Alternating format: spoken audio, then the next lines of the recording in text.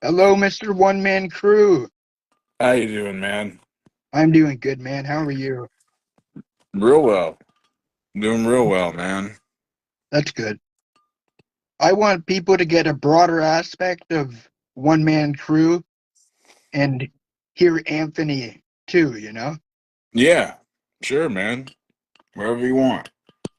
So, who trained you? Man, a lot of people. Bobby Dahl, Umaga, Fugo Fugo Umeji, the Great Kabuki. I learned some Wow, stuff from Robert Gibson, New Jack, Abdullah the Butcher, uh, Taka Michinoku, his school. I trained a lot of places, man. that's pretty cool. Yeah, and a lot of people took me under their wing as well and taught me a lot of things. So I learned a lot over these last 25 years, that's for sure. How'd you come up with the name One Man Crew? Because I always think two live crew and one man gang. Well, one of my favorite rappers is Too Short. And in his old raps from like the 80s and 90s, he used to say, I'm a one man crew. So I was like, that'd be a dope name for a rapper. So I chose that as my rap name and I just changed my wrestling name to One Man Crew. Oh, nice. Okay. How long? I guess I was gonna say how long have you been wrestling, but you already told me 25 years, right? Yep. That's pretty good, man. Why No, deathmatch? Why deathmatch wrestling? well, I did death matches when I wrestled in Japan and Mexico. Like I didn't want to do them, but they asked me to do them and they paid me to do them, so I did them. And then after I did them, I was like, that's actually pretty fun. I'd like to break into the death match scene in the U.S. So I for years, I tried to get people to book me, and for some reason, they just kept overlooking me or told me, yeah, we might use you when we got a spot and all this stuff. So all these years went by, and I was like, you know what? I'm just gonna ask one of these guys like what it takes to get into this shit. So I hit up Nick Gage on Instagram, and I was like, hey man, I got this problem. It's kind of the opposite problem that most wrestlers have. Most of the deathmatch wrestlers in the U.S. they're doing death matches to try to get booked in Japan and Mexico and places like that. Well, I already did death matches over there, and I'm trying to do them over here. And so he said, I think you should just cut a promo calling everybody out and get promoters to notice you. And I was like, all right. So that's what I did. And it worked. Oh yeah, it worked. Nice. So what's it like working with heroes like Jun Kasai and Sasuke and Manami Toyota and It was fun, man. It was a dream come true for me because I used to get tapes from Big Japan and FMW and yep, the IWA King of the Death matches tapes yep. from the 90s. When I was a teenager, I watched all that stuff. And I got some of the All Japan women's wrestling tapes. Oh, nice. And yeah, I used to watch Japanese wrestling when I was a teenager. I used to trade tapes with a guy named Sam Farmer, who's a wrestler, and at the time he had some kind of injury, I believe, to his knee, and he was a manager, and I had seen him at a independent show in Lima, Ohio, where I live when Yep. I was a kid, and then I found him on the internet. Trading tapes, so I used to film my local wrestling when I lived in Alabama and send them to him, and he'd send me Japanese tapes. That's cool. That's a nice trade-off. Oh yeah. Do you have a Ribera jacket? I did have one. I sold it because Oh, I don't nice. really care about it. Did you go to Mr. Danger Steakhouse? I never been to Danger Steak. It was always recommended to me to go there, but I just never went. But I'm gonna next time I go to Japan, I'll go there. Right on. So who's your Mount Rushmore of deathmatch wrestling?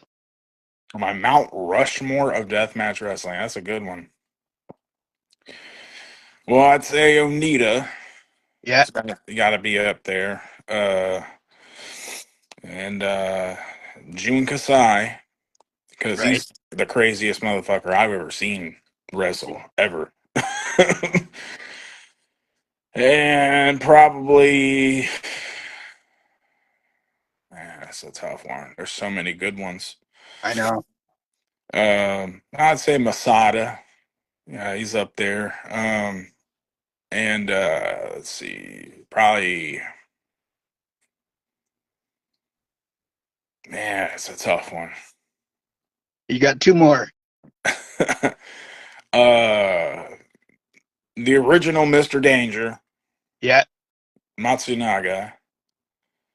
Sorry, my thing keeps going. Let me silence this. And then let's see, maybe did I say Nick Gage yet? No, not yet. Yeah, I'd say Nick Gage. Okay. I'd go Terry Funk.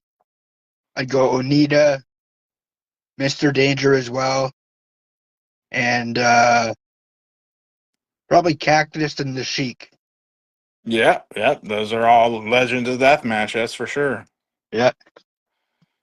Yeah, Who's your, I didn't even think about those guys because I don't really think of those guys as deathmatch wrestlers because they were already wrestling legends before they did deathmatch, pretty yeah, much. yeah, but Sheik was like the start of it, blowing fire and or throwing fire. Oh yeah, yeah, sure was. Who's your Mount Rushmore of professional wrestling? Golly, man, that's a even tougher question, man. Probably have to go with the guys who made the most money on that one, and Yeah, Hulk Hogan, The Rock, John Cena, uh, Stone Cold, yeah, Ric Flair. yeah. Yeah, probably had to go with Andre the Giant, honorable mention. There And you go. I'd I'd put Andre Inoki, Carl Gotch, Giant Baba, and I don't know, Bruno Sammartino. oh yeah, yeah, What's your all they're all like equal like legends. You know what I mean? That's why it's always hard to put a Mount Rushmore of any wrestlers. You Oh, I know. know it's impossible, but I had to ask. What's your Freemason title? Right now I'm the senior deacon of the Blue Lodge of my lodge, Lima 205.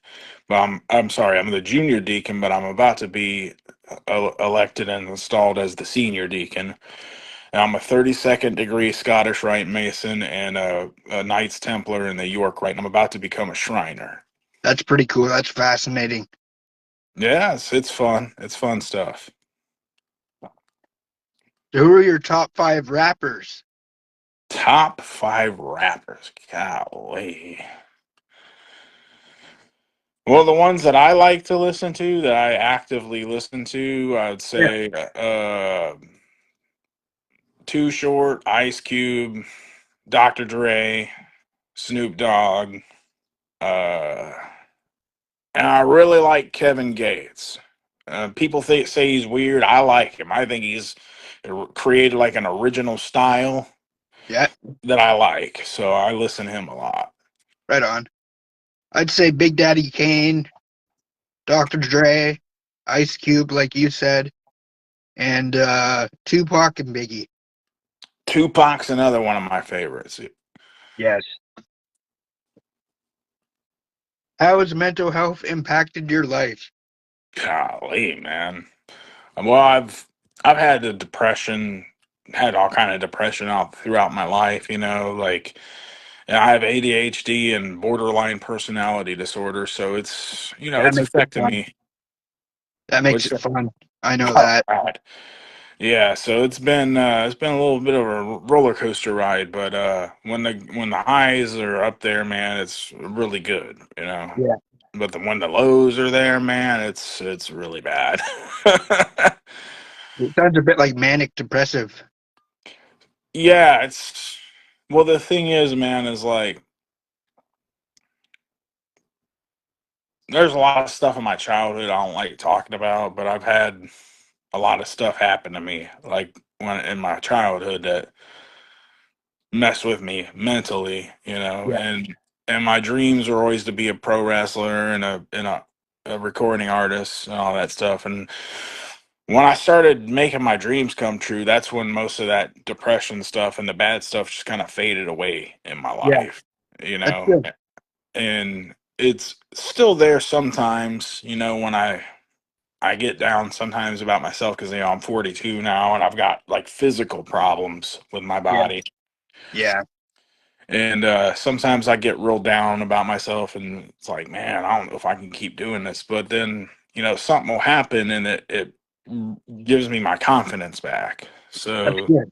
that's about the only things that I'm going through now is just like confidence issues with working around certain limitations that I have physically. And but other than that, man, I've been for the last, I don't know, 10, 12 years were the happiest time. It's been the happiest times of my life, man. Have a good life.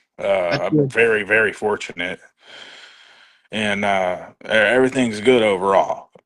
That's good. And like you said, you completed your goals. So like that's the big pat on the back. Yeah, there's times, man, where I'll just be sitting around thinking, like, damn, I can't believe I did that. Like, Yeah. like, How do you wow. cope? What'd you say? How do you cope? What with knowing that I did that stuff? No, no, no. Like mentally, how do you cope with Oh, well, whenever I feel down, like sometimes it's just something as simple as like taking my mind off of it. You know what I mean? yeah, Doing something creative or, making music or something like that. that's good, buddy. I'm up here in Canada, so it explains the difference in the accent. Oh, dude, there's accents everywhere, man. Like all around the US there's different accents. Oh, I know. I used to live in Alabama, man. People down there talk really funny sometimes. There's this guy, I'm not gonna put him on blast, but I had a buddy and his dad was like he'd get real weird when he was drunk. He had a horse ranch and he'd be like he'd drink whiskey and be like, "You ever have any horse pussy? All you need is a little old 5-gallon bucket. Step up on that son bitch and get you some." Jeez. Yeah, it's pretty funny. And then I told that story to this guy I hung out with named Pops. He's a black guy. He's in a wheelchair. He's like crippled up from a car wreck. And I told him that, and I thinking he was gonna be as shocked as I was. And he was smoking a blunt. He was like, "Shit, I fuck a dog. If that motherfucker ain't heat, goddamn." I was like, man, I need to get the fuck up out of Alabama. It reminds me of the Mexican chicken farmers. Apparently, the luchadors all know, like the Mexican chicken farmers will fuck them and then just throw them on the roof. What the hell? I know, weird, eh? Yeah. So, what's the most embarrassing song on your playlist? Oh God. The most embarrassing song on my playlist. I don't know, man. I love all music. I don't feel embarrassed by any of it. That's a good answer. What are some of your hopes, dreams, and aspirations going forward? Well, truth be told, I've done just about everything I've ever wanted to do in some shape or form. So right now, everything else is just kind of a bonus, man. I'm just kind of having fun with it. Yeah. Like I really don't care what anybody thinks. Like, I get a lot of criticism all the time, and I'm just having fun, man. I don't care what anybody says. It don't bother me at all. Like my character, I act like it does, but it really don't. Like the real person, it doesn't bother. Sometimes I'm just like, seriously, dude, like. Oh, I know, dude. You're just a heel. I get it.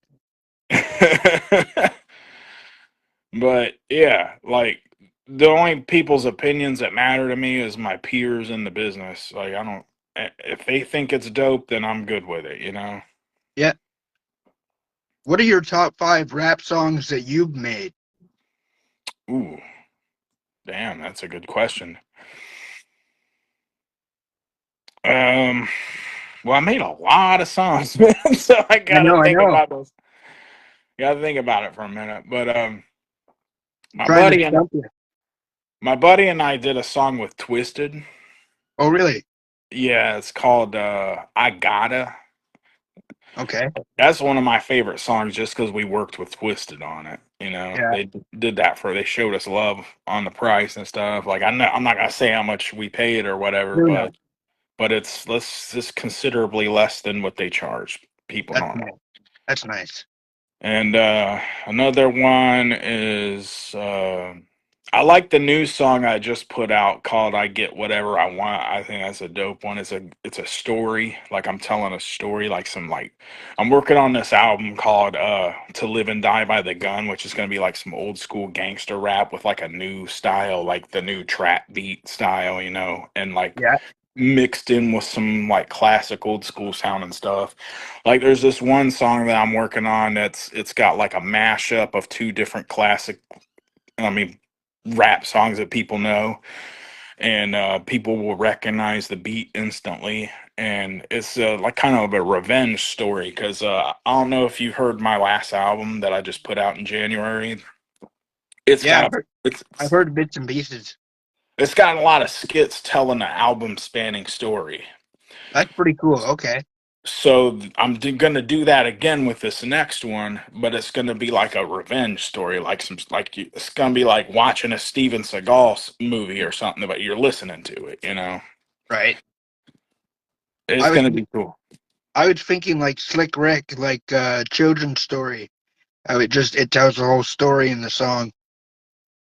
Well, the thing is like the album is gonna be the story, like the not just Yeah. one song. It's gonna have like It's different. like an audible book.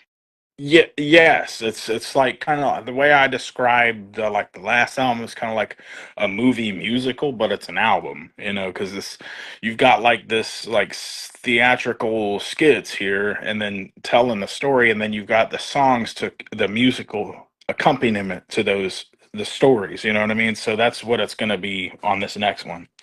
Oh, nice. Is there anything you'd like to say, even like to the deathmatch group? Oh, to the Match group, man. Like, I just think it's funny, like how these people are so triggered all the time by this stuff that I post and the promos I cut and stuff like that. And like, I'm deliberately fucking with these people. Oh, I Like, know. even the match we had, like, I'm fucking with these people. I'm like, I'm not giving them what they want on purpose. You know what I mean? Yeah. So it's fun for me. And excuse my language. I don't know if we can cuss on here, but Yeah, we can press on here. Don't worry, buddy. all right, cool.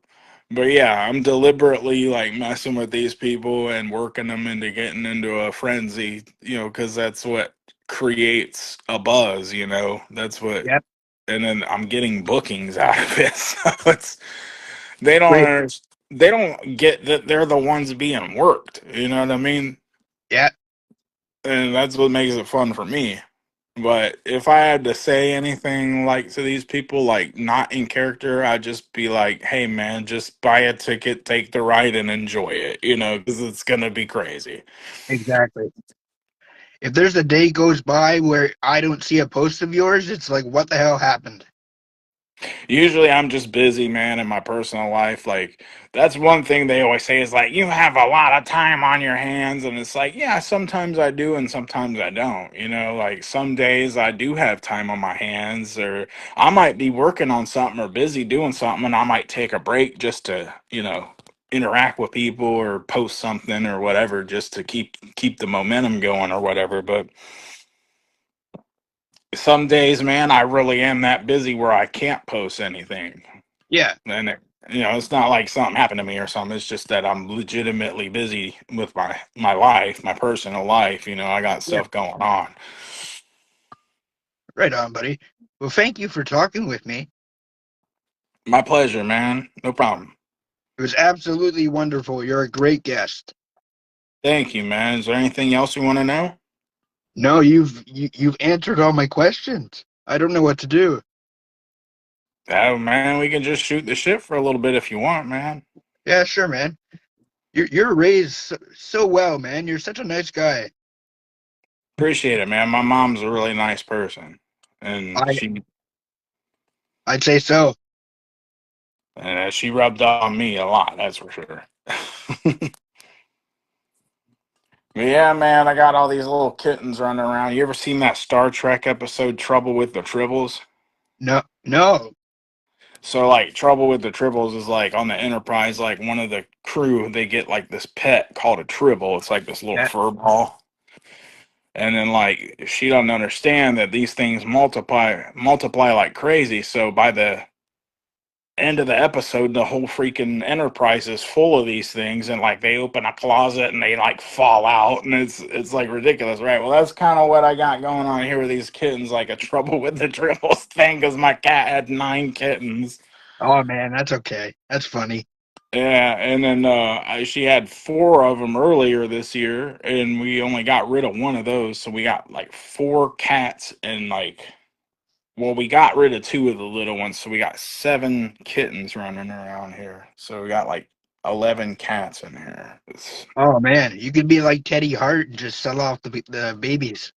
I thought about that. I was like, man, Teddy Hart might have been onto something, but nah, we're just gonna give them away. That's good. That's kind-hearted. Well, it's better just to give them to somebody that you know they're gonna go to a good home. You Yeah, know. exactly, exactly.